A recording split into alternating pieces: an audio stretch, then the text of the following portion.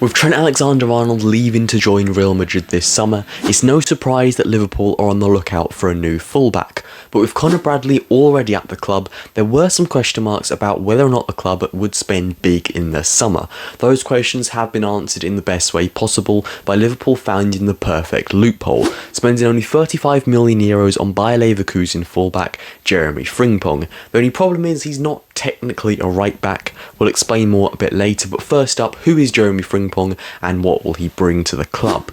Well, Jeremie was born in the year 2000 in the Netherlands in Amsterdam to two Ghanaian parents, but he moved to England aged just 7 and has spent a lot more of his life in England than he has done in the Netherlands.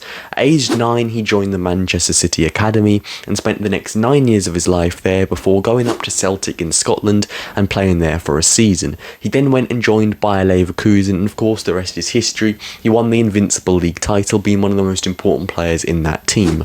But what will he bring to Liverpool?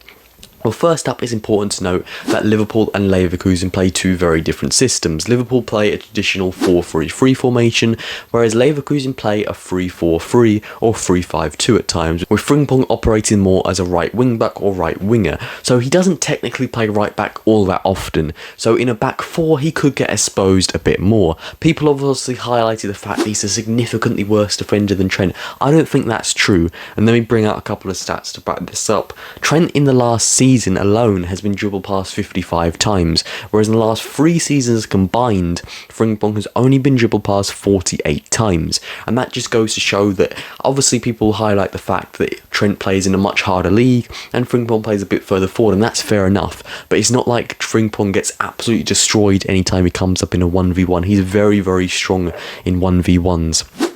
Now obviously Liverpool could potentially change their system. They could move to a back 3, go with a 3-4-3 formation and have Frimpong play as a fullback. Although it is more unlikely that Liverpool change their entire system just to fit one player, that is a role that could potentially happen. Now moving on to Frimpong's main strengths, he's one of the best overlappers in Europe right now. Generally, if you come up against Salah and Frimpong as a defender, you're just calling it a day basically, because there's no way you're winning that battle. It's going to be terrifying next season for teams coming up against Liverpool. On top of that, he is very, very quick. In the last 3 seasons, he's finished inside the top 10 for the top 10 highest speeds in the Bundesliga. This season, he finished with the 7th highest top speed, last season with the 10th highest top speed, and the season before with the 7th highest top speed again. So even though at times he will get caught out of position as he likes to go forward and likes to attack, that just happens to every player who's a fullback who likes to attack. He can make up for it with his top speed, and of course, Liverpool are used to having their right back go forward and get caught out of position. A lot of times this season, one of the biggest weaknesses in that Liverpool defence is the fact that Trent gets caught up the pitch, Konate has to come across to cover that right back spot, and Van Dijk is left alone in the middle. So Frimpong, whilst it will be the same in certain areas, he will still get back and will still help out with his speed.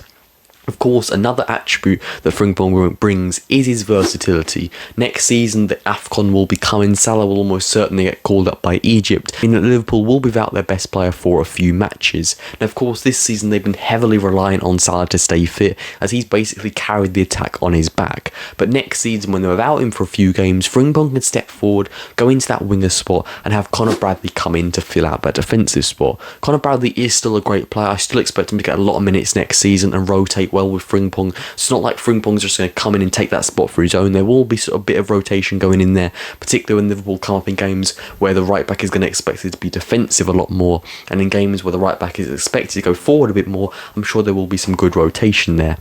But let me know what you think. For only €35 million, I think this is the perfect signing for Liverpool. And as someone who's loved watching Frimpong over the last 2-3 seasons, I'm really excited to see him come into the Premier League and excited to see what he will do. I think he'll settle to the league like a duck to water. But let me know what you think. Will he be a hit or a miss? Let me know in the comments below. And until next time, Hive out.